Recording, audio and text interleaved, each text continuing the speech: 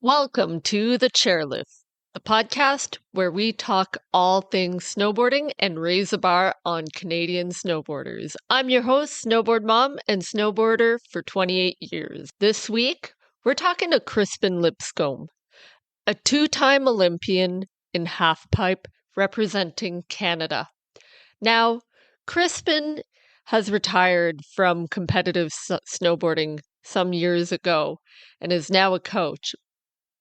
This week, you're going to learn how Crispin went from a simple instructor all the way to the Olympics. You'll see how back then the national team was selected, but also how Crispin managed to be able to obtain that carded athlete funding and be able to support himself all the way to the Olympics. But not only that, score some huge deals with major corporations. So sit back, relax, and listen to this week's episode, which is one of 3 with Crispin, because let me tell you, he had a lot of good nuggets to share with us. Welcome, Crispin. How about you introduce yourself? Because I don't know everything about you.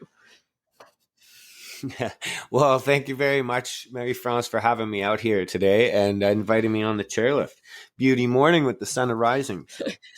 So my name is Crispin Lipscomb, and I am two-time Olympian half-pipe snowboarder from some time ago, but now the program director for Silver Star Freestyle Club. So I'm running grassroots snowboard clubs and also coach, sort of trainer, facilitator for BC and Canada Snowboard. But along the way, I've done many, many things. I've been in the snowboard industry teaching and coaching now 30 years and started snowboarding in kind of 92, 93 time in the beginning of my story. So I am, just kind of really grateful kind of guy who got to live a life, still living now as a father to a young, almost 9-year-old snowboarder.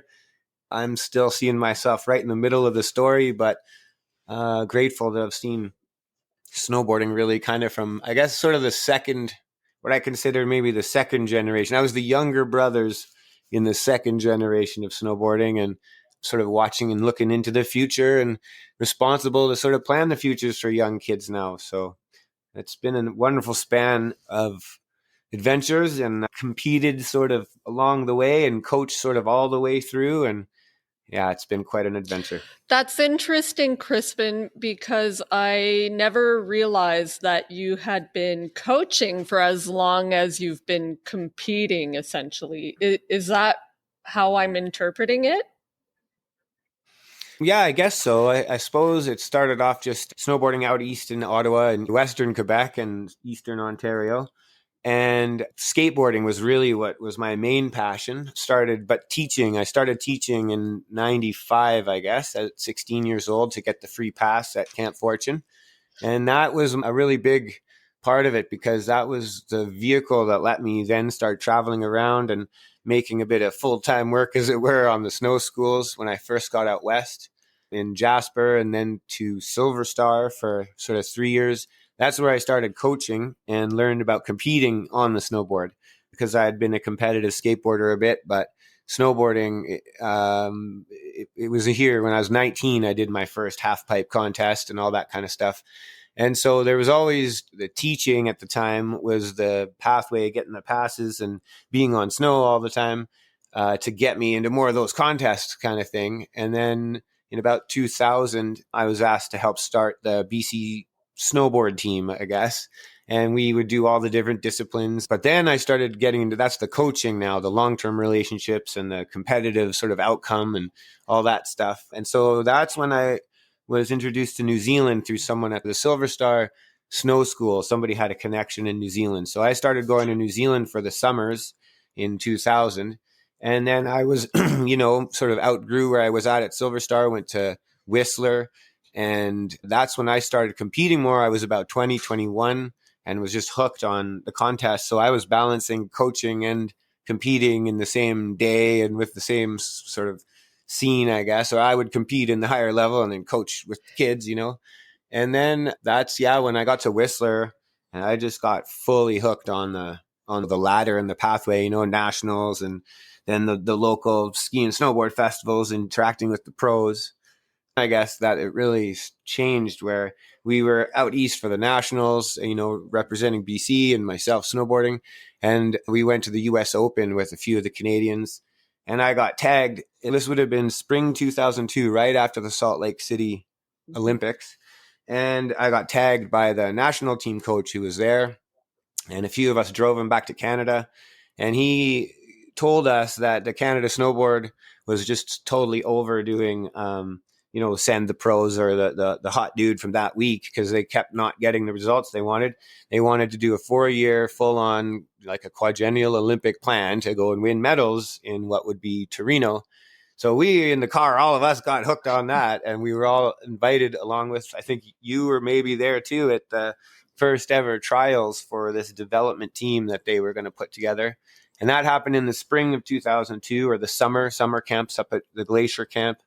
And they pitted everyone in Canada against each other, like some survivor show, with a bunch of contesting and physical training and testing and sort of evaluating the coachability and the social structure of the group.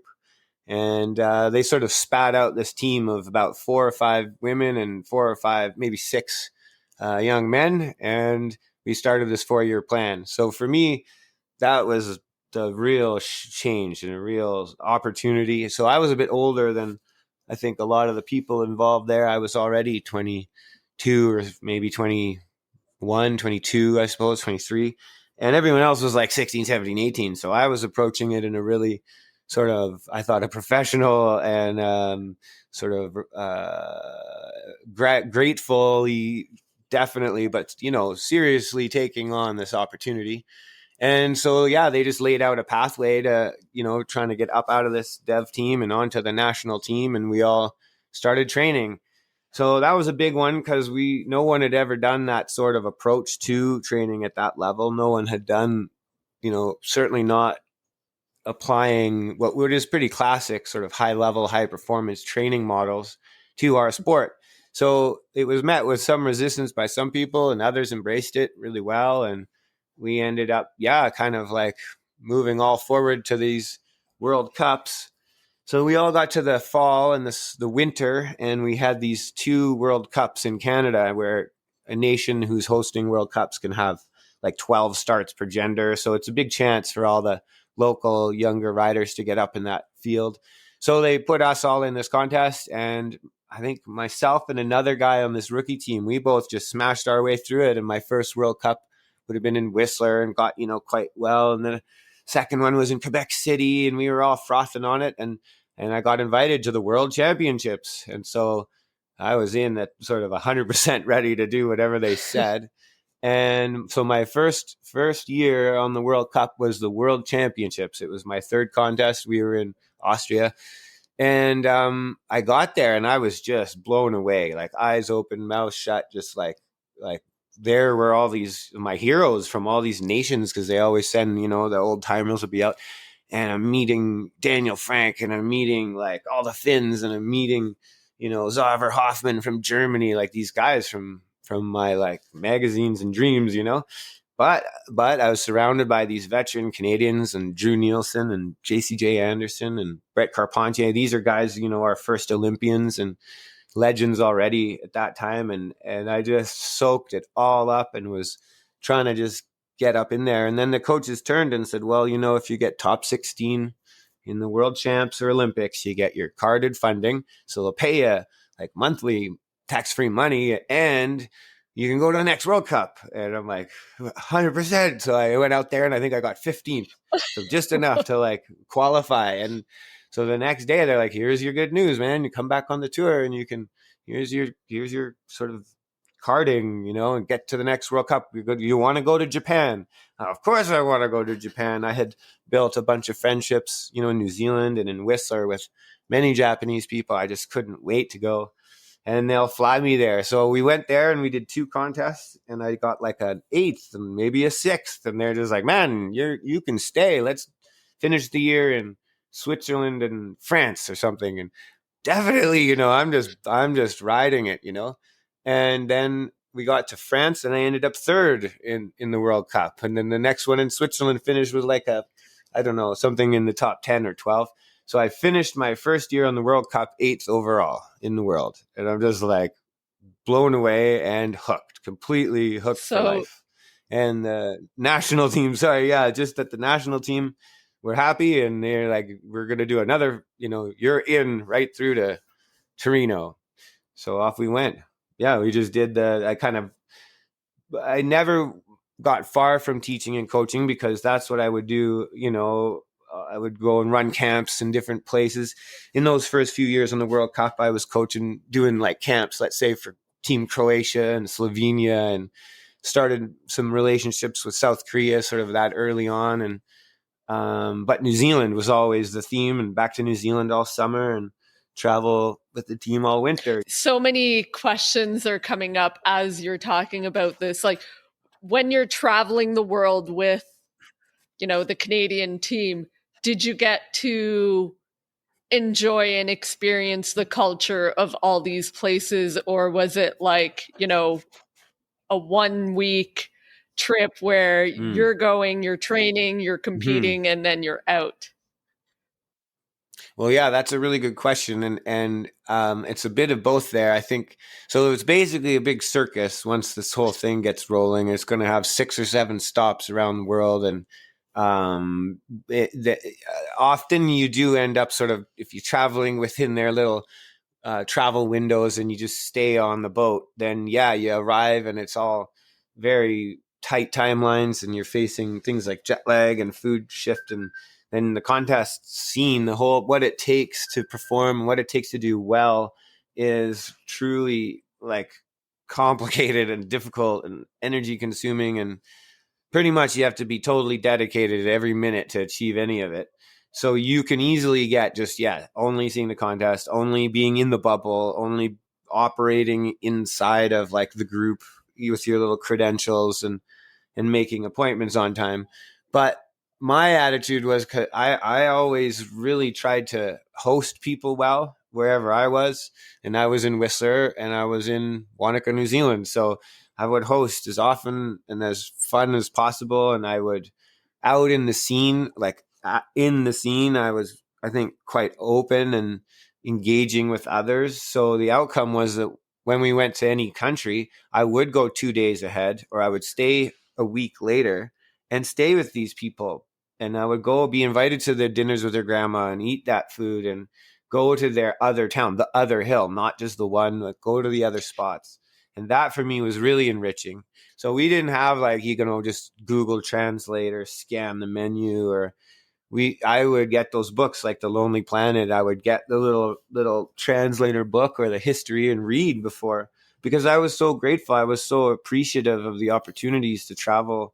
And so I watched some of my teammates just sleep their way through it. Whatever their experience was, I don't know. But I tried to get engaged and involved. And I found the way to do it was, to engage in others and, like I say, host people well. We can have a few words from our sponsors. So Stone Snowboards Canada is sponsoring the pod. It is your go-to for top quality snowboards crafted with precision and passion. They're a small snowboard company, and that means that they are able to bring you superior craftsmanship. And since it's direct to consumer, you can have amazing split boards and regular snowboards at a fraction of the cost for that top-notch quality. And guess what? They really support some of our grassroots riders out here in Quebec. And so they have supported our Mavericks snowboard team with 2 kids' snowboards, which we will be raffling out so that we can raise funds for our Groms Club. Not only that, but they are sponsoring our local shred, Felix Lefebvre Aubu. And Felix, at the young age of 15, made it all the way to the finals in Epic Fest, which is probably the biggest freestyle snowboard event in Eastern Canada this year. So check them out, guys. You'll get their website in the show notes, but essentially it is stonesnowboardscanada.ca. And if you're interested in buying tickets for those sweet Grom boards, check out the show notes as well. Okay, now back to Crispin.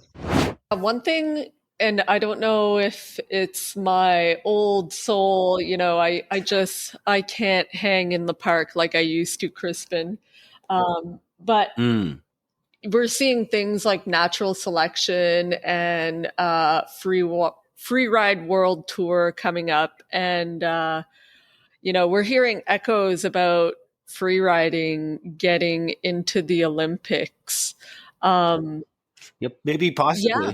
I think that's great, and like bank slalom is a huge area that I think is really healthy for snowboarding, because bank slalom is like, you're having kids 8 and under and 8 to 12, and you got your legends, and you got your 78-year-olds doing a lap and the switch fastest, and like it can be done. Bank slalom can be done basically any ski hill in the spring. Even when you're done with it, you put a bank slalom in just by letting the kids turn around gates for enough days, and like that one's really cool. You can do it if you're beat up and got a bad ankle, right? Yeah. But because we're losing a lot of sports, things like halfpipe, we're losing in all of this. So, and racing, I suppose too, but like racing's a hard one. A lot of the market, I think, for snowboarding in Canada and actually part of the company models are in the West. So the terrain doesn't always lend itself to carving. And that sport died ages ago. When I was still on the World Cup back in the day, I watched how all the brands just stopped making the gear completely, and that the World Cup top 10 racers, like that, all of them, but the top 10 included, were like scouring Eastern Europe, like Czech Republic and not even Slovenia, like Georgia and all these places for hidden stashes of old race boots, particularly. Because no one was anymore making boots. Some guys were sort of trying to modify ski boots like it was back in 1989 again or whatever, because just the market dropped out. They stopped making them, but there were serious athletes trying to make big money and go to the Olympics and still do it. So they've been up against it in that respect. And that's the mistake. Like, who says the industry is what? Like, if you don't know the real numbers in the real world, that's the thing. Like, a lot of brands have changed, apparently. That's because the markets have changed where they are and what they're doing. What's going on in China, in South Korea, man, you could not imagine the numbers of people having fun on snowboards. Well, that's where all the boards went and all the factories worked towards. What we're doing and all of this high performance stuff's just, you got to know, it's just for you. It's just for your fun and go for it ism. And it's barely in the marketing. That's where we live. That's where we operate. I mean, I guess right now what may be driving the market is those new areas, like you're saying, in Korea, China, where snowboarding is really picking up. But, we talked a little bit about halfpipe on the decline, and same thing with racing. And what I'm hearing is it's not because people don't want to be doing these things necessarily. I think it is very much based on accessibility. Like, if you can't get the gear, how are you going to introduce anyone to it? Well, you can't ride a halfpipe if there's no halfpipe, right? So what happened there, I was grateful because when I started on sort of, there were 12 and 15-foot sort of chains and introduction of the auger with Zog and their actual auger systems made a big difference. We're on 16 feet. We get to like, I guess the 22 pipe at Salt Lake City was cut with a 16-footer, but they cut a foot off so that they could smash harder off it. It seemed to work. But by the next Olympics, we were at 18 feet at 2010 and building this 22-footer in New Zealand in that time. 2014 in Sochi, we're on 22-foot SOGs, right? So that happened. And it's a completely different experience and an environment and speed and technique. You know, the original little half pipes, you're doing like what's known as a down unweighted pump carve and sort of bouncing off the lip, where in the modern day half pipe, you're on this huge, open, massive, straight line carve on this given degree downhill, and it'll just go with it. So while the industry was sort of naturally racing to try and get big deals to host events, and the FIS and the big people are just trying to drive forward and stand money to sell sponsors on these young sports in the Olympics. And the athletes are just doing what they're told to try and win on their own, and their coaches are doing whatever they can do to win. The half pipes just moved up until when they're at 22 feet, there were like 10 places on Earth that can do the earthworks required. When I last was doing it in 2014, copper, and they built that half pipe for whatever that year would have been, December 2013, it was 120 grand US for the first cut. Just to get it like open and cut is 120 US, not counting the earthworks. That's just the work in building and snowmaking. So that's why there became only like, it became just like luge, where you can count on your hands where they have these pipes, and so then that means that you have only those places to get that access. And the other piece of the puzzle, and the same, I think, with the developing technical merit of the sport, the story normally, the way that the half pipe grew was, and then the thing didn't just become 22 feet from 12 feet overnight. This was like over a decade. This was almost 2 decades of time and like growth and evolution of things that happened. So along the way, you wouldn't maybe have noticed. But like, just like the tricks, they didn't just happen overnight. Like there just wasn't just a triple. That's Ayumu on his like 12th year doing it like an animal, like one of the best we've ever known, finally makes it happen one day.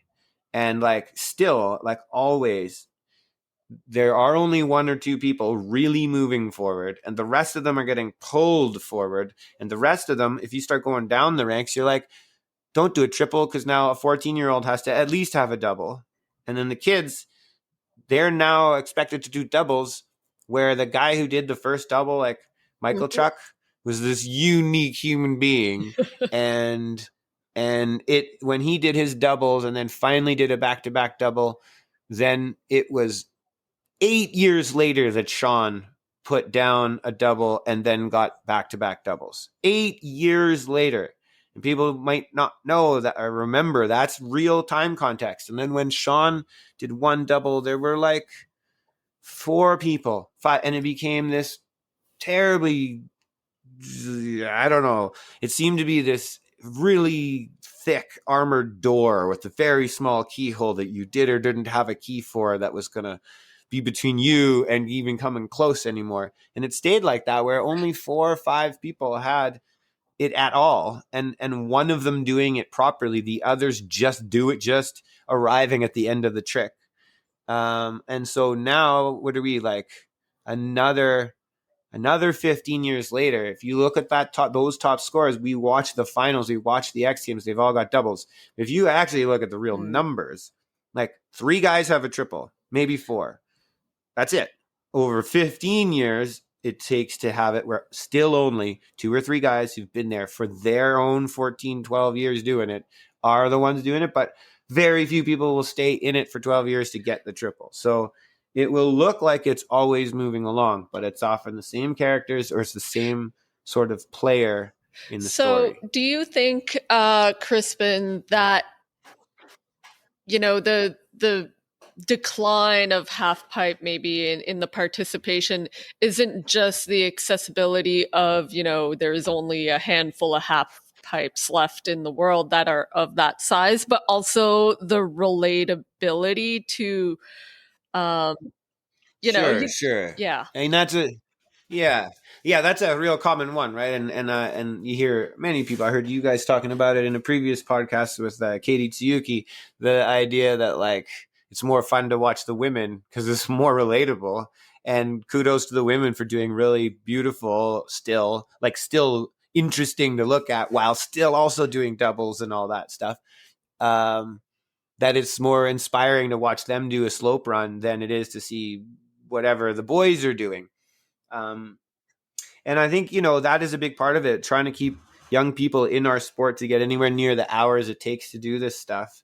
And it doesn't look that interesting to a 15-year-old when their friends like, I just only landed a double at their house yesterday at school or whatever. And you're just like, no, that is not relatable for me at 15. Or that's a big problem. I know that. And the outcome is that you get fewer, but very dedicated people. And I thought Halfpipe was always kind of that. When Halfpipe was the only freestyle offering, you'd have a lot of diversity. But by the time you got your slope style direction and the rails in the cities option, and you had filming a lot more accessible, and not just in the hands of like 3 or 4 video production companies, but like everyone could make their own internet kind of time. Well, like we got a huge drop in user group. At the same time, though, is across time is when the Halfpipes got so big and the travel component became so huge to even just doing it, right? So they had this good little crossover, meaning that we had like way fewer people all of a sudden, but highly dedicated. So within a short time, yes, the only few of you are all doing doubles because you were all going to always be those kind of performers anyway. And now they're just the fluffs out of the way. There's no one there whinging at you, just everyone's at work.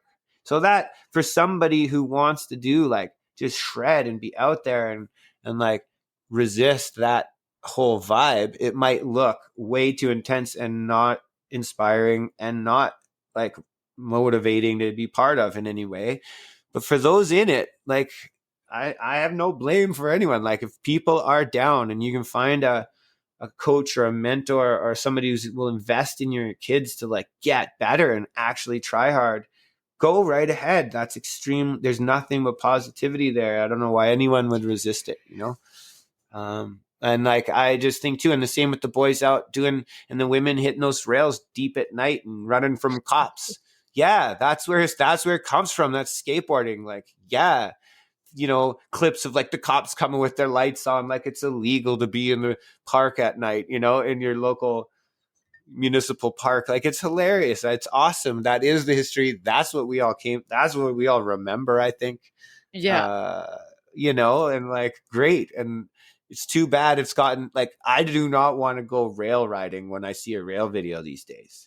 I want to go skateboarding and admit how terrible I am at it still compared to what I see.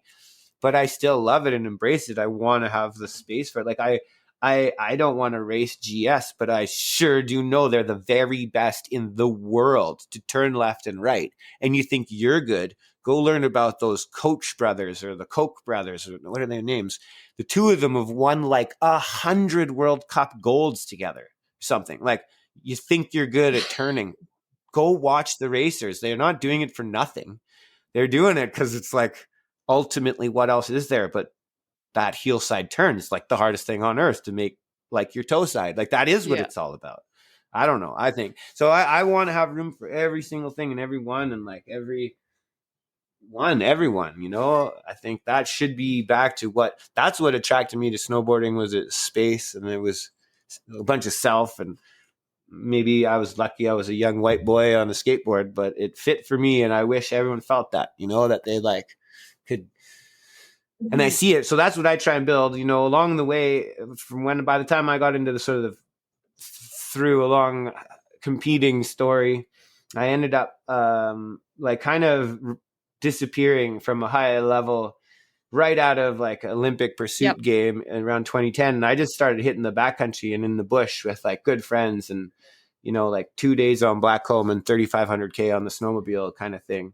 And just like revisiting, I think, and getting to experience all that stuff again, and really putting yourself in the challenge zone, out in the backcountry, out in the bush. You like it. That's where that whole scene comes from, is because when you get out here in these big mountains, especially in the Pacific Coast mountains, holy, you look out across it, you cannot believe such a thing. It's right out of those video games. I'm not kidding. And it could be you and just three friends, and it can be so beautiful and so dangerous and so life threatening, and you feel that, and then you get your good partner, just like everything else. You get that crew where you guys are on the same level, same pace, same goals in a day. It's like the best thing ever. Super life threatening and terrible things happen, and you build great adventure relationships, and it's really fun, But then I was still coaching and stuff, and I started working in Korea, South Korea, where I had done well in some World Cups, and then would go and do these camps and bring some points to the contest. It was really fun. It was being run by these monks who ran this 1,000-year-old Buddhist temple. And I was there, and we'd run these camps, me and my really good friend Neil Connolly and a few others. We'd bring every year some more point guys and women to like get, help the Korea points up and run these camps. And then like on the second and third year, we're invited to this monk's temple, and they've got this 1,000-year-old Buddhist temple off in the jungle and sort of 45 minutes from the hill, and we're meeting everyone. So then we ended up just basically getting to know this monk, and he was into snowboarding, and he'd been to Whistler Blackcomb before, and he was just this interesting dude. And over the years, and then finally in 2010 there, and I'd had a real big personal loss, and I didn't get to do the Olympics, and I was pretty crushed. And I go over to it, and then anyway, the day before we left, I got this weird knock on the door, and there's a total stranger, and there's a car waiting, and I've been summoned, to wherever it is. I got to go see the monk. And so, okay, but I didn't have any of my friends or any like idea what was going on, and none of my crew to translate or anything, just total strangers.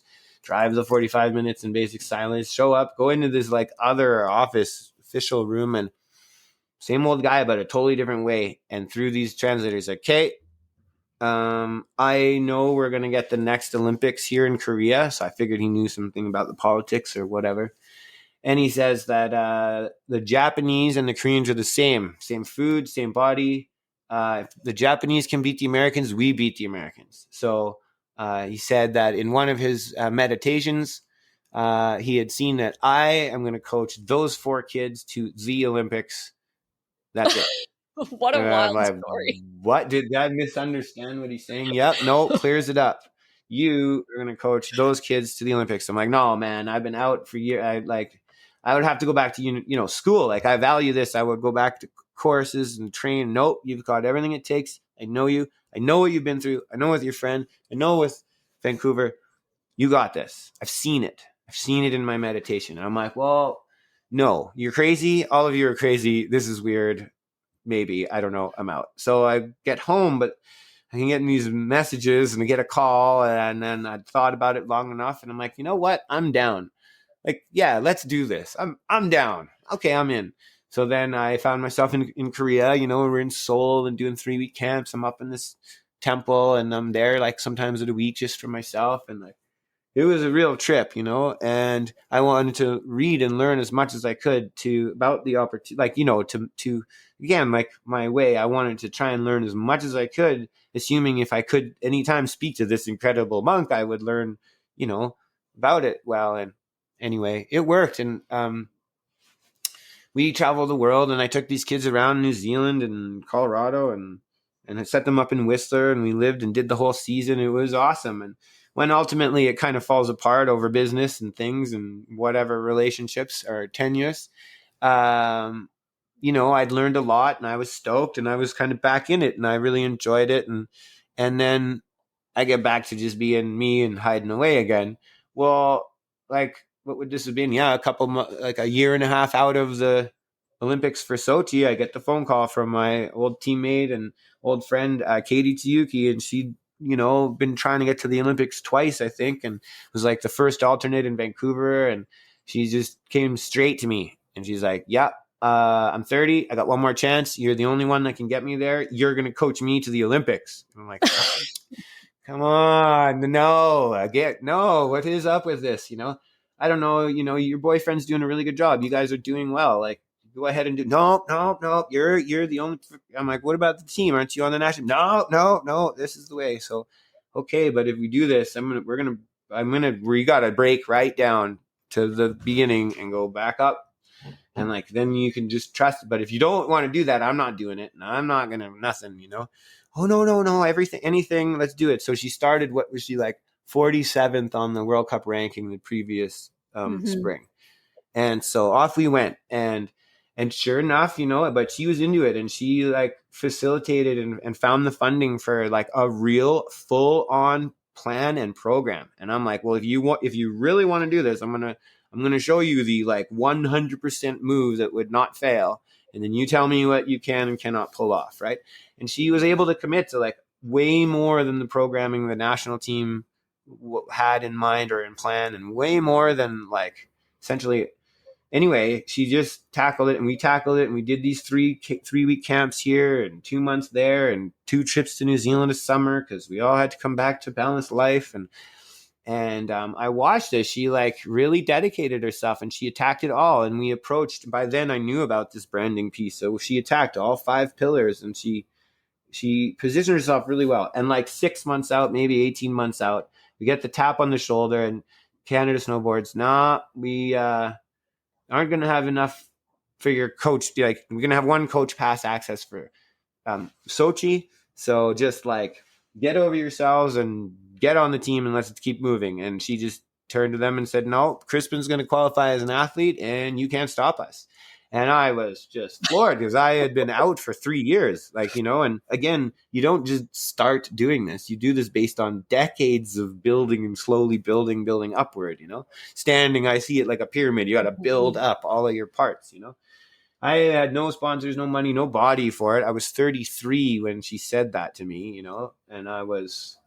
but she convinced me. And the goal was we switched it from coach and athlete to what she called coach elite. And really what it was a return to just more of a peer group setup like we came from, where the crew and you get there and you back each other up and you do what it takes, rather than a really organized, structured, hierarchical sort of coach and athletes below. Right.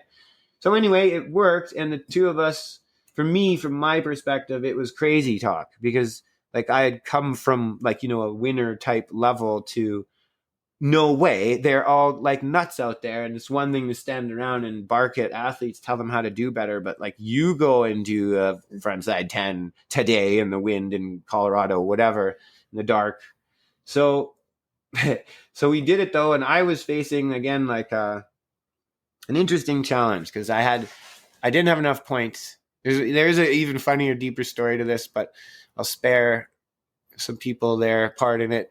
But like, I had no points, so I had to go to nationals, and so then I got second. So then I was qualified to do the one contest, whatever that would be in New Zealand. So I did that and ended up the top Canadian somehow. And then you got to go to the next 2. So then I did it again and again. If I knew that these 4 contests, if I got 20th or less or 21st or less in any one of them, out. So I embraced that truth and I started building like this perspective of just straight up honesty and truth and like evaluating the tricks exactly for themselves and exactly in order in what day they needed to be performed at what, like in what session, and tracked it all just like you're supposed to do, right? That I had never done in my approach before. And there were no sponsors to consider or balance, or that was not the driver and motivator. Instead, I took a bunch of the Buddhism that I'd learned and I built myself like a mantra and I kind of little reminders, and I kept reading in that world, because in what I was resonating with me in the Buddhism was sort of the principles of these truths and like embracing suffering so that you can spend your time on the rest of it, and like embracing hazard and understanding everything about it so it's not risk, and like all sorts of really cool stuff. And so I did that and we smashed it out. And by the time I got to that fourth contest or whatever it was, these, like in Colorado, I remember these are the best runs of my life at 34 years old. Really some of the best snowboarding I'd ever done in my life when it mattered. Absolutely. The two runs, it counted more than anything. And we end up popping out to the two top Canadians qualified for Sochi. And in Quebec City, 2 days before, in the night before the contest, the last qualifier, I knew the points. I'd been doing the math. I'd been tracking because that was my job to do that for my athlete. I knew in the Olympics, we have fewer spots at the Olympics than there are athletes that can qualify for it. So we're not even competing against the world to go to the Olympics. You're actually, more importantly, competing against every other Canadian snowboarder in all these disciplines, both genders, for the remaining 24 spots or 22 spots. So it really all matters. And I knew where we were at, but Canada Snowboard hadn't even had me doping controlled yet. And you can't compete unless you can't send somebody unless they've been doping controlled. And they call me up like 4:30 in the afternoon after qualifiers going into finals, and they're like, we don't have your visa for Russia and or your plane ticket or anything. And I'm like, what do you think's been going on here? Like, what have you guys not been doing the math? But anyway, we ended up calling the team. About 3 days, I had to come up with all this money, sign the team contract, join the national team, and pay for a Swiss training camp. And we were off, and the two of us headed off to Sochi as athletes, and we landed and did the process. And like, what was that? I don't know. I thought I'd done all my World Cups, but by then it was like 46 or 48 World Cups and 2 Olympics and 3 world champs. And I'm still learning about the snow condition. Me and this other Japanese guy, Wax Tech, saw what was the problem in Sochi. And it was dust from the Gobi Desert, because I'd seen it once before in Italy where the Sahara Desert dropped sand. And I finally clued in. I had these really good goggles from Scott or someone, and I clued it together. Anyway, like things like that, like totally still learning every minute of that experience. And Katie ended up, I think, 7th that night in Sochi, and I ended up something like 21st or something at 34 years old. Half the start list, they were half my age. Like, it was quite a scene, But it was my third cycle through the Olympics. The first one in Torino, I think I was just young and dumb and trying to fly. And the second one, I was trying to get paid, and that didn't work so well. And the third one was really deeply, honestly, what you think of the Olympic pursuit, where you have this impossible task and you have no time to do it, and you have 100% accountability at every move. And I managed it, what I think was like with honesty and truth and without fear. And there was a lot of scary stuff, but like without fear driving it, and no ego, with no sponsors. So it was, in the end, the most rewarding for me. It certainly wasn't one of my best results on paper. It was the most rewarding, deeply, deeply rewarding experiences of my life. And I am so grateful at all, especially to Katie, who funded this thing. I say I have no sponsors. Someone funded it, right? And by then there was no Canadian funding, and there was none of that left. So kudos to her. And like my body, when I came home, I couldn't walk. It was like 6-7 months. My right buttock was flinching all day, 24 hours a day for like 9 months. I thought I would go crazy, and I couldn't even make coffee in the morning laying on the ground. Like, it messed me up because it wasn't built on that decade of building strength. It was like 4 years out back in, never having fixed my old echoes and my old broken parts, So anyway, it was just like, and I credit, like, I reached to the tools around me that were available, and I built a way to solve it, and we did it. And I don't know, and like it, there are some even more rewarding layers to it, but that was the great experience. All right, that's it for today for our conversation with Crispin Lipscomb, 2-time Olympian. This is the first episode out of 3, and In our next episode, Crispin is going to talk about the importance of marketing and sponsorship and how coaches really need to help their athletes develop those marketing skills so that they can keep on competing, because that support really is essential as you get into those higher levels of competing. So if you did like our show, please rate and review, smash that 5-star rating on Apple Podcasts or Spotify, wherever you listen to our show. And if you are interested, we are raising funds for our Grom and events and our competitive snowboard club, the Mavericks.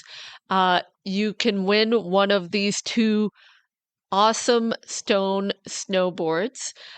Just check out the show notes and you will find a link as to where you can buy raffle tickets.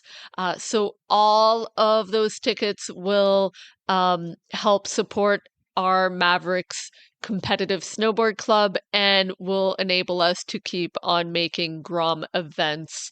That's it for now. Let's raise the bar. Right on.